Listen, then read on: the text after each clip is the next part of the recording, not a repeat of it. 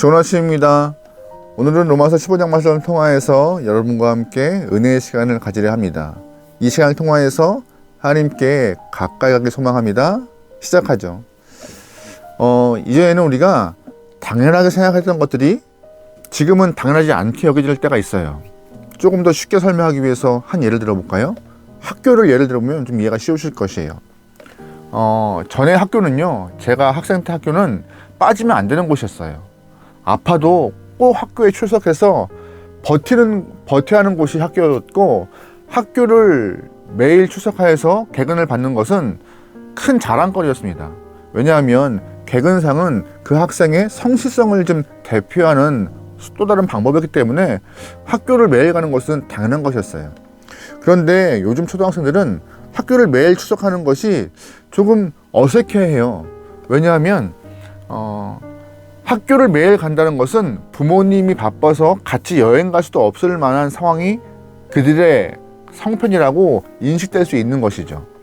부모님과 함께 여행 가서 체험학습이라는 것을 신청하면요, 자유롭게 결석이 용이될 수 있는 그런 상황인데, 그런 거 한번 못하고 있는 영혼이라면은 바쁘구나, 삶이 쉽지 않구나, 맞벌이 하시는데 참 어렵구나 라고 그렇게 인식될 수 있는 상황이 요즘의 아이들인 것 같아요.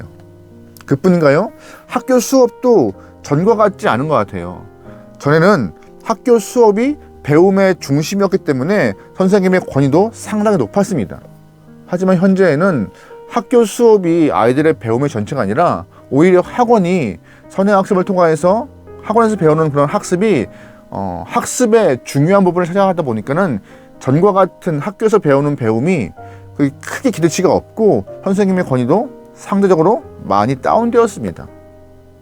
그래서일까요? 이러한 변화 때문에 학교 무용론을 언급하시는 분들이 간혹 있으세요. 학교 무용론을 언급하시는 분들이 세 가지 이유를 들어서 학교가 필요 없다, 현재 시대에는 굳이 아이들이 학교에서 배움이 필요 없다라고 주장하시는데, 그 세 가지 이유가 무엇이냐? 첫 번째, 바로 학교와 교사의 권위가 전과 같지 않아서 아이들에게 학업을 하는데 용이하지 않다, 쉽지 않다라는 말을 해요. 두 번째, 학교 무용을 언급하시는 분들의 이유가 무엇이냐? 바로 학생들의 배움의 길이 학교 이외에 여러 갈래가 있기 때문에 굳이 학교에서 배울 필요가 있는가라고 이유를 대시기도 하시죠. 마지막, 학교 무용론을 언급하시는 분들은 학교 안에서 발생할 수 있는 여러 가지 폭력적인 상황, 학교 폭력, 교내 또래 왕따, 이런 것들 때문에 아이들이 배우지 못하고 오히려 피해를 받는 경우가 많기 때문에 학교가 필요한가? 오히려 사회의 안 좋은 부분을 학교에서 더 배우는 것이 아닌가? 라는 마음을 갖고 학교가 필요 없다고 언급하시는 분들이 계세요. 얼핏 들어보면 학교 무용론 맞는 것 같기도 하고, 얼핏 들어보면 동의할 부분도 있는 것도 같습니다. 하지만 조금 더 깊이 본다면요, 상당히 위험한 생각입니다. 왜냐하면 학교는 단순히 우리가 공부를 하고 지식적으로 학업을 배우는 그것만 이루어지는 것이 아니에요. 학교는 여러 학우들과 함께 공동체를 형성하여서 아이들과 작은 사회를 만들어가고 사회에서 경험할 수 있는 것들을 미리 선행학습한다고 보시면 되는 것입니다. 나 혼자 있는 것이 아니라 또래 아이들과 함께 어울리면서 자신의 모난 부분이 깎이고, 또한 나의 주장을, 내 의견을 이야기하고 서로가 조율하는 과정, 이러한 여러 가지 사회에서 배울 수 있는 것들을 미리 배워가는 것 중에 한 부분이 학교에서 또한 얻어갈 수 있는 소득인 것이에요. 그래서 무조건 학교 필요 없어, 이것은 좀 억측이 아닐까, 좀 심한 말이 아닐까 생각합니다. 그렇다면 같은 맥락에서요, 그러면 교회가 필요할까요? 교회가? 요즘에 인터넷상에서 또한 영상으로 많은 예배가 이루어지다 보니 굳이 교회 가지 않아도 앉아서 클릭 한 번이면 유튜브 한 번 틀면은 영상을 볼 수 있기 때문에 굳이 굳이 교회가 필요할까? 라고 생각하시는 분들이 계세요. 여러분은 어떻게 생각하십니까? 교회가 필요할까요? 목사인 저에게 물어본다면은 당연히 교회는 필요합니다. 왜냐하면 신앙은 단순히 우리가 하나님과 1:1 관계로만 형성되는 것이 신앙이다 라고 말하지 않습니다. 신앙은 두 가지가 다 이루어져야 하는 것이에요. 첫 번째, 하나님과 우리와의 관계가 잘 형성돼야지 신앙의 출발이 되는 것입니다. 두 번째, 신앙은요, 하나님과 나의 관계가 이웃에게 전달될 때, 온전히 드러날 때, 사회에서 내 믿음이 표현될 때 그것이 신앙이라고 간구하는 것이에요. 그래서 위와의 관계, 수평과의 관계가 잘 이루어질 때 그것을 온전한 신앙인 아름다운 신앙의 모습이라고 우리는 말하는 것입니다. 그런데 만약에 인터넷상과 또한 이런 영상으로만 예배를 드리고 내 마음을 드린다면은 하나님과의 관계는 어느 정도 유지되겠지만 이웃과의 관계가 교회 공동체 안에서 이루어지지 않는 것이에요. 그래서 교회는 필요한 것이고 교회 안에서 여러 가지 성숙한 신앙을 위해서 교회는 꼭 있어야 될 공동체임을 여러분 꼭 기억하면 좋겠습니다. 교회는요, 내 인격이 연마되는 것이고 교회는요, 말씀을 깨닫고 말씀을 확인받고 또한 함께 믿음의 길을 걸어가는 사람들과 함께 좋은 열매를 맺기 위한 그런 모임인 것이에요. 하나님의 말씀을 받을 수 있는 곳, 하나님께 내 마음을 표현할 수 있는 곳, 또한 받은 말씀을 확인하여서 이웃에게 전달할 수 있는 매개체가 교회인지라 여러분 교회를 향한 마음을 갖고 기도하시고 교회를 향한 중보가 있기를 소망합니다. 이러한 맥락에서 오늘 바울은요, 성숙한 성도가 어떻게 걸어가야 하는가, 성숙한 성도의 방향성이 어디인가라고 오늘 잘 본문을 통해서 설명하고 있습니다. 우리 1절부터 2절 말씀 보겠습니다. 믿음이 강한 우리는 마땅히 믿음이 약한 자의 약점을 담당하고 자기를 기뻐하지 아니할 것이라. 우리 각 사람이 이웃을 기쁘게 하되 선을 이루고 덕을 세우도록 할지니라. 아멘. 성숙한 성도는 어떤 사람이냐? 자기를 기쁘게 하지 않고 이웃을 기쁘게 하는 사람이 성숙한 성도라고 바울은 말합니다.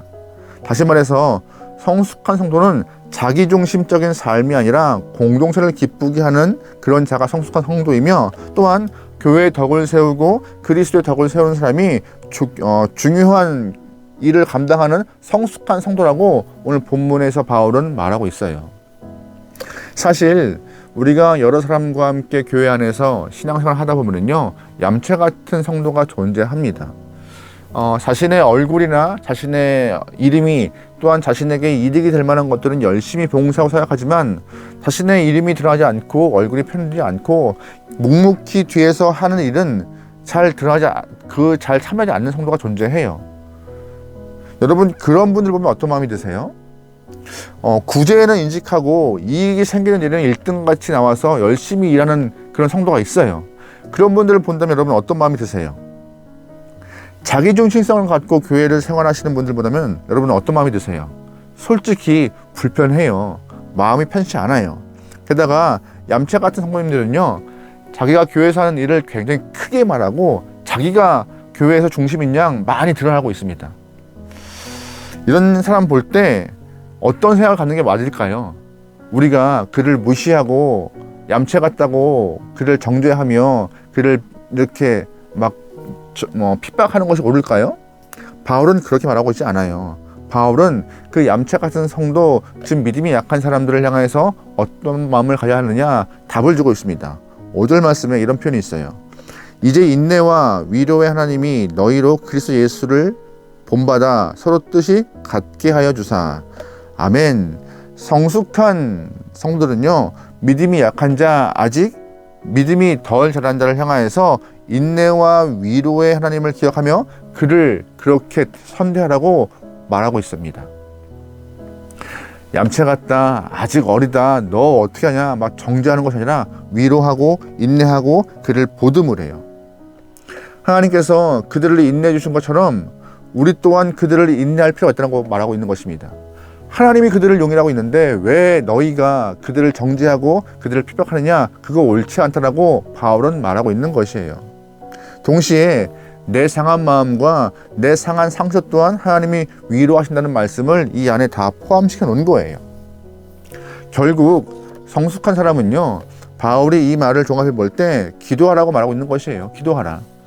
믿음이 성숙한 사람은요, 믿음이 약한 사람을 위하여서, 또한 믿음이 약하여서 아직 덜 성숙하여서 공동체에 어려움을 주는 자에게 끊임없이 상처를 주고 문제 일으키는 사람과 다투지 말고 오히려 인내하면서 그들에게 기대하고 소망하고 기도하는 것이 성숙한 자의 모습이라고 바울은 이 말씀을 통하여서 우리에게 성숙한 자의 자세를 설명하고 있습니다. 여러분은 어떤 모습이세요? 여러분은 믿음의 약한 자가 있을 때, 공동체 안에서 지금 얌체 같은 사람이 있을 때, 공동체 안에서 조금 덜 잘한 영혼이 있을 때 어떻게 상대하세요?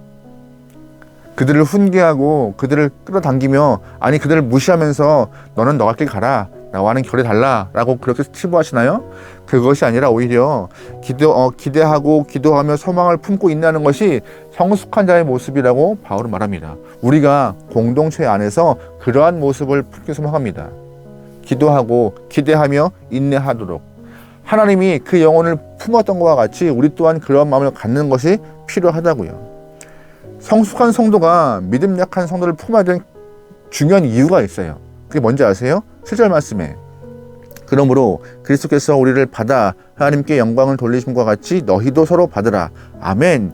예수가 우리를 용인하시고 예수가 우리를 받았던 것과 같이 너희 또한 그렇게 해야 한다는 것이에요. 우리도 예수님이 받으신 것이에요. 우리를 인정하시고 우리의 부족함을 다 아시기 때문에 우리가 먼저 믿음 안에서 들어갔던 것이고 먼저 신앙생활 안에서 조금 더 성숙할 수 있는 기회와 기반이 마련되어 있으니 너 또한 그러한 시간을 그에게 주라고 말하고 있는 것이죠. 그리스도께서 우리를 받으신 시점에 대해서 바울은 로마서 초반에 언급하였어요. 언제 그리스도께서 우리를 받으셨느냐? 우리가 아직 죄인 되었을 때, 또한 우리가 아직 연약할 때, 또한 십자가의 원수 되었을 때 예수님은 우리를 품었다, 우리를 받았다라고 바울은 이미 언급했습니다. 만약에 우리가 제대로 완성된 이후에 예수님이 우리를 용인하시고 받았으면요, 우리는 절대로 예수님 품에 못 들어갑니다. 죄인된 인간이기 때문에 우리는 완벽해질 수도 없고 주의 품에 들어갈 수도 없어요. 우리 또한 아직 죄인 되었을 때, 연약할 때, 십자가 원수 되었을 때 예수님이 품으셨기 때문에 우리가 이만큼 돼 있는 것이라고.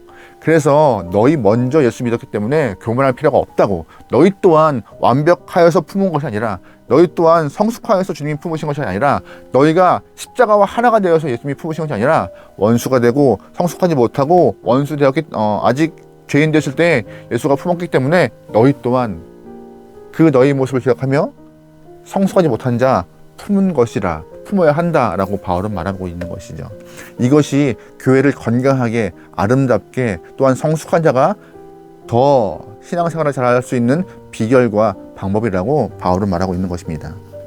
여러분, 그러기에 이 말씀을 잘 기억하시면 좋을 것 같습니다. 우리가 이 성숙하기 위해서 또한 교회 안에서 미리 먼저 성도가 된 자로서 이렇게 아름다운 모습을 갖기 위해서 우리가 하나님의 은혜를 좀 기억해야 돼요. 나 또한 주의 은혜 아니면 설 수 없는 자였지. 나 또한 은혜 때문에 이렇게 와 있는 영혼이지. 나 또한 주님의 마음에 합하지 못한 영혼이었지만 주님이 품어서 합한 자가 되었지 라고. 내가 양같이 내 갈 길로 갔던 그런 영혼이지만 주님이 날 품어서 제 갈 길이 아니라 주님의 길로 가도록 나를 이끄시고 계시지 라고 주의 은혜를 떠올리면, 지금까지 내가 수용하지 못하고 내가 인정하지 못하고 내가 무시하고 치부했던 그 모든 성도들을 향하여서 얌체 같은 성도를 품을 수 있는 기반을 가질 수 있다고 바울은 오늘 본문을 통하여서 우리에게 그렇게 살 것을 권면하고 있는 것입니다. 여러분, 그러기에 우리가 그동안 품지 못한 영혼들, 수용하지 못한 영혼들을 한번 떠올려보면 좋을 것 같아요. 또한 우리가 무시하고 좀 나와 결이 맞지 않다고 이렇게 떠밀었던 그 영혼들을 떠올려보면 좋을 것 같아요. 우리가 이전에는 수용하지 못하고 그들을 무시했다면 이 시간 회개하고 용서하여서 적극적으로 받아들이고 수용할 수 있는 넓은 마음이 있길 소망하고, 또한 내 안에 은혜로 무장하여서 그들과 하나의 공동체를 이루어 아름다운 성장할 수 있는 성숙의 길로 갈 수 있는 저와 여러분들이 좋을 것 같습니다. 하나님은 우리에게 함께 갈 것을 요구하고 계십니다. 끼리끼리 마음 맞는 사람만 함께 가는 것이 아니라 공동체 안에서 모두가 다 손잡고 끝까지 이 손을 놓지 않고 믿음의 완성을 원하고 계신 것이에요. 여러분, 성숙한 신앙이 됩시다. 오늘 주어진 하루 가운데 내 안에 하나님의 은혜, 예수의 마음을 떠올리며 나를 인정하신 하나님의 마음을 기억하며 나 또한 많은 사람들을 수용하고 품을 수 있는 넉넉한 마음 달라고 기도하며 그러한 모습으로 하루를 살기를. 그래서 오늘 하루를 마감할 때 한 단계 성숙하려고 애썼다라고 나 스스로 평가하고 주님에게도 그렇게 평가받는 여러분 되면 좋겠습니다. 승리합시다. 기도하겠습니다. 하나님, 인생을 살아가면서 나를 위하여 참으신 하나님의 마음을, 나를 위하여서 십자가 지신 예수의 마음을 잊지 않게 도와주옵소서. 언제나 겸손하게 신앙생활을 하기 원하오며 조금 믿음이 연약한 자를 위하여서 기도하고 그들을 중보하며 그들을 향하여 품을 수 있는 넓은 영혼, 성숙한 영혼 되도록 우리의 삶을 수정하소서. 각자가 갖고 있는 그런 기준과 선 때문에 나와 맞지 않다고 치부해버리는 일이 있지 않습니까? 그런 모습이 있다면 용서하시고 이전의 모습은 다 버려버리고 내 안에 새로운 마음으로 이웃을 품고 같은 공동체 형제자매를 품고 같이 끝까지 믿음의 길을 갈 수 있는 귀한 영혼 되게 허락하소서. 믿음의 손 놓지 않고 주와 손잡고 한 손에는 형제를 잡고 아름다운 공동체 안에서 주님의 허락하신 믿음의 길을 완성하기 원합니다. 주님이시여 우리와 동행하시고 늘 함께 하소서. 모든 걸 맡겨오며 예수님의 이름으로 기도합니다. 아멘.